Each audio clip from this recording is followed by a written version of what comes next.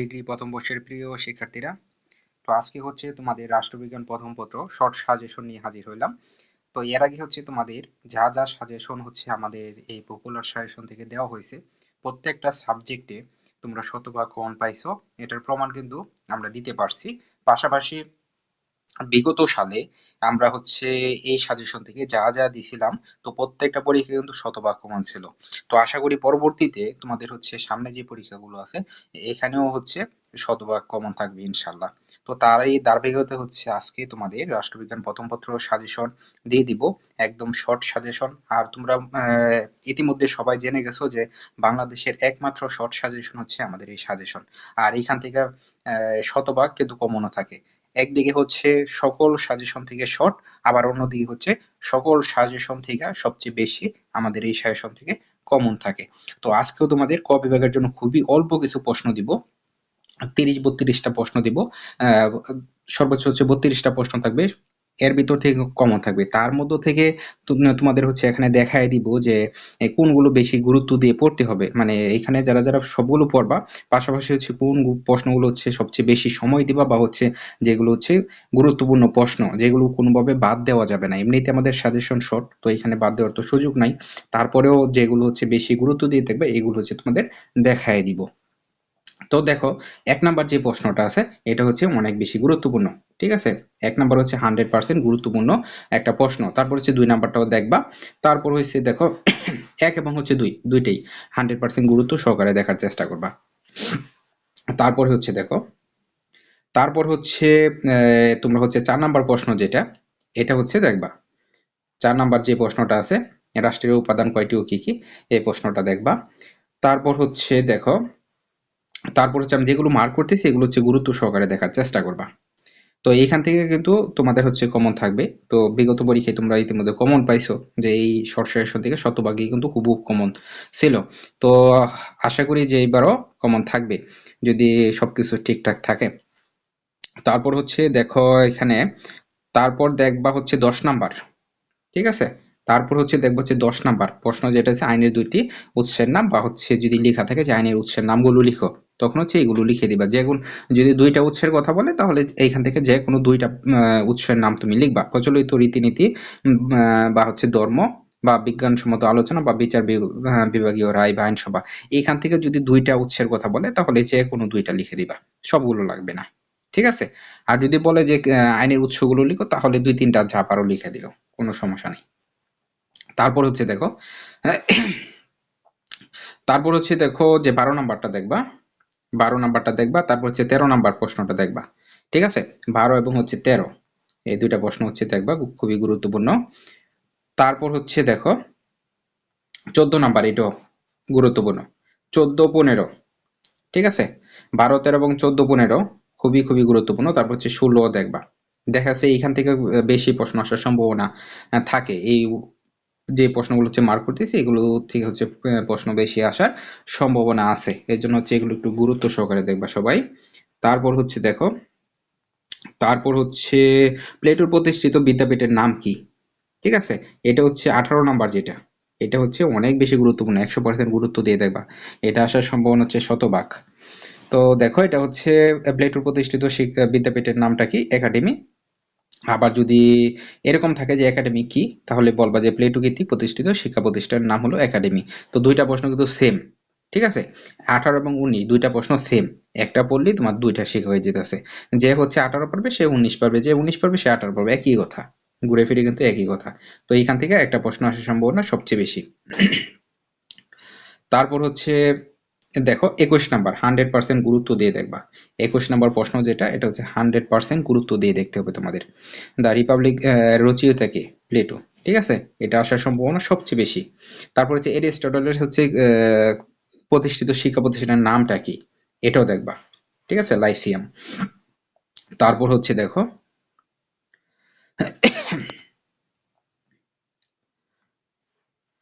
তারপর হচ্ছে ২৩ নাম্বার প্রশ্নটা দেখো, ২৩ নাম্বার প্রশ্নটা এটা দেখবা। ঠিক আছে? দ্য পলিটিক্স গ্রন্থটির রচয়িতা কে? এটা হচ্ছে ১০০% গুরুত্ব দিয়ে দেখতে হবে। ১০০% গুরুত্বপূর্ণ একটা প্রশ্ন, এটা হচ্ছে তোমাদের অবশ্যই অবশ্যই দেখতে হবে। ঠিক আছে? তারপর হচ্ছে ২৪ নাম্বার, এটা অনেক গুরুত্বপূর্ণ। 23 এবং 24, 23 এবং হচ্ছে 24, এই দুইটা প্রশ্ন অনেক বেশি গুরুত্বপূর্ণ।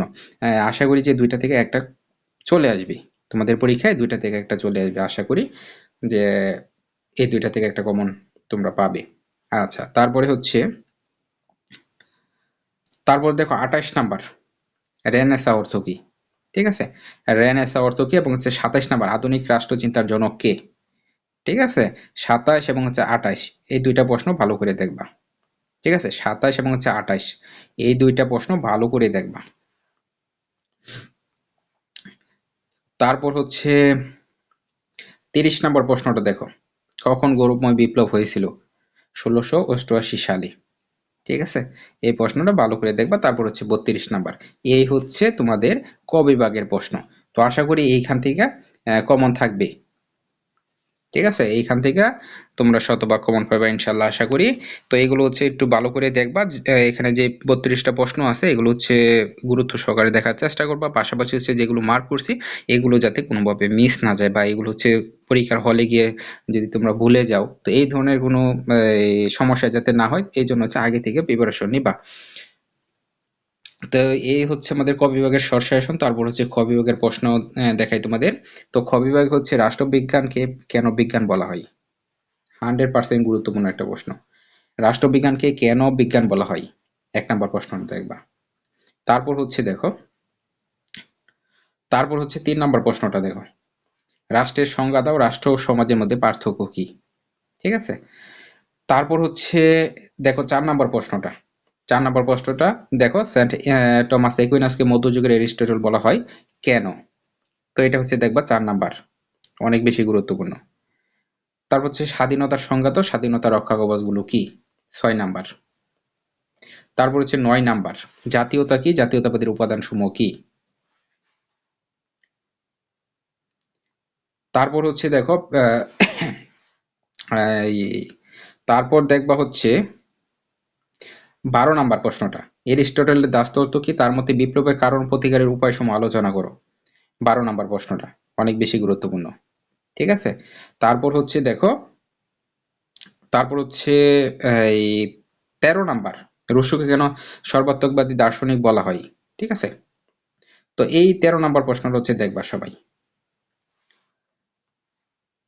তারপর হচ্ছে 15 নাম্বার এবং 16 নাম্বার, 15 এবং হচ্ছে 16, গণতন্ত্র সম্পর্কে জন লকের ধারণা ব্যাখ্যা করো, আর মানব প্রকৃতি সম্বন্ধে হবসের ধারণা কি? এই দুইটা প্রশ্ন গুরুত্ব দিয়ে তোমাদের দেখতে হবে। ঠিক আছে, খ বিভাগের জন্য তোমাদের 16টা প্রশ্ন দিছি, আর এখান থেকেও অল্প কিছু মার্ক করে দিছি তোমাদের, যেগুলো অনেক বেশি গুরুত্বপূর্ণ। আর ঘ বিভাগের জন্য হচ্ছে থাকবে মাত্র 15টা। তো 15টা থেকেও তোমাদের মার্ক করে দিতেছি যে কোনগুলো বেশি গুরুত্বপূর্ণ, এগুলো দেখবা। তো এমনিতেই আমাদের সাজেশন হচ্ছে জানো যে সকল সাজেশন থেকে শর্ট, আর এখানে শর্ট করার মতো তেমন কিছু থাকে না। তারপরে হচ্ছে তোমাদের দেখায় দিতেছি যেগুলো হচ্ছে বেশি গুরুত্বপূর্ণ এইগুলো। আর ইতিমধ্যে হচ্ছে দেখছো যে প্রথম পরীক্ষা থেকে এখন পর্যন্ত যত ধরনের সাজেশন আছে, অনলাইনে বলো, বাজারে বলো, বিভিন্ন জায়গায় বলো, তো সকল সাজেশন থেকে কিন্তু আমাদের সাজেশনে সবচেয়ে বেশি কমন ছিল। কবে ভাগ দেখছো 12টা থেকে 12টাই খুব কমন ছিল বিগত পরীক্ষাগুলোতে। তারপর হচ্ছে খ বিভাগ এবং গ বিভাগে 8টা থেকে 8টাই কমন। তো আশা করি যে পরবর্তীতে তোমাদের যে যে সাবজেক্টের সাজেশন গুলো লাগবে অবশ্যই জানাবে, কমেন্ট করে অবশ্যই জানাইতে হবে। আর অবশ্যই কিন্তু সাবস্ক্রাইব করে রাখতে হবে চ্যানেলটি, যাতে পরবর্তীতে এই সাজেশন গুলো যাতে সহজে তোমরা পাও। আচ্ছা, তারপরে দেখো গ বিভাগের জন্য, গ বিভাগের জন্য হচ্ছে তোমরা রাষ্ট্রবিজ্ঞান অধ্যয়নের পদ্ধতি সমূহ, এটা হচ্ছে 100% গুরুত্বপূর্ণ, 100% গুরুত্বপূর্ণ একটা প্রশ্ন, মানে হচ্ছে তোমাকে এটা 100% গুরুত্ব দিয়ে দেখতে হবে। রাষ্ট্রবিজ্ঞান অধ্যয়নের পদ্ধতি সমূহ আলোচনা করো, তারপর হচ্ছে রাষ্ট্রবিজ্ঞান পাঠের গুরুত্ব, ঠিক আছে, অধ্যয়নের পদ্ধতি সমূহ আলোচনা করো এবং রাষ্ট্রবিজ্ঞান পাঠের গুরুত্ব আলোচনা করো। একদম 100%, ঠিক আছে, একদম 100%, এর কোনো বিকল্প হয় না, এখান থেকে তোমার কমন থাকবেই। তারপর হচ্ছে দেখো, তারপর হচ্ছে হ্যাঁ, যুক্তরাষ্ট্রীয় সরকার কি, যুক্তরাষ্ট্রীয় সরকার সফলতার শর্তাবলী আলোচনা করো। 3 নাম্বার, এটা মোটামুটি আছে, এটাও দেখবা। তো প্রথম দুইটা কিন্তু অনেক বেশি গুরুত্বপূর্ণ। ঠিক আছে, প্রথম 1 এবং 2। তারপর হচ্ছে, দেখবা 6 নাম্বার প্রশ্ন, 6 নাম্বার প্রশ্নটা অনেক বেশি গুরুত্বপূর্ণ। তারপর হচ্ছে 7 নাম্বার। ঠিক আছে, তো এগুলো কিন্তু মিস করা যাবে না, যেগুলো হচ্ছে মার্ক করতেছি এগুলো কোনোভাবে মিস করা যাবে না। তারপর হচ্ছে তারপর হচ্ছে ৯ জাতিকে 10 নাম্বার। তারপর হচ্ছে যে 10 নাম্বার যে প্রশ্নটা আছে এইটা, আর হচ্ছে তোমার 11 নাম্বার। ঠিক আছে, 10 আর হচ্ছে 11, এই দুইটা প্রশ্ন অনেক বেশি গুরুত্বপূর্ণ। এই দুইটা হচ্ছে তোমাদের দেখতে হবে। তারপর হচ্ছে 13 নাম্বার, রসুর সাধারণ ইচ্ছা কি ব্যাখ্যা করো, সাধারণ ইচ্ছা এবং সকল ইচ্ছার মধ্যে পার্থক্য নির্ণয় করো। 13 নাম্বার 100% গুরুত্বপূর্ণ একটা প্রশ্ন। তারপর হচ্ছে 15 নাম্বার, 15 নাম্বার ধর্মনৈতিকতা রাজনীতির সঙ্গে মেকিয়াভেলির ধারণা বিশ্লেষণ করো। তো এইগুলো হচ্ছে তোমার হচ্ছে অনেক বেশি গুরুত্বপূর্ণ। ঠিক আছে, তো গুরুত্বপূর্ণ এখন এইগুলোর অনেকে আমাকে হচ্ছে ফোন দিছো, মানে এই নাম্বারে হচ্ছে আমাদের হোয়াটসঅ্যাপ নাম্বারে হচ্ছে অনেকে ফোন দিয়ে হচ্ছে সাজেশন গুলো চাইছিল যে কিভাবে হচ্ছে পিডিএফ গুলো পাইতে পারি। তো এগুলোর জন্য হচ্ছে আমাদের এই ফেসবুক পেজে যুক্ত হইবা। ঠিক আছে, এখানে হচ্ছে তোমরা হচ্ছে লিখবা হচ্ছে পপুলার শাসন লিখে যখন ফেসবুকে সার্চ দিবা, তো ওইখানে কিন্তু তোমরা হচ্ছে পেজটা পেয়ে যাবা। ওইখানে দেখবা যে 70,000-এর উপরে হচ্ছে ফলোয়ার সংখ্যা আছে।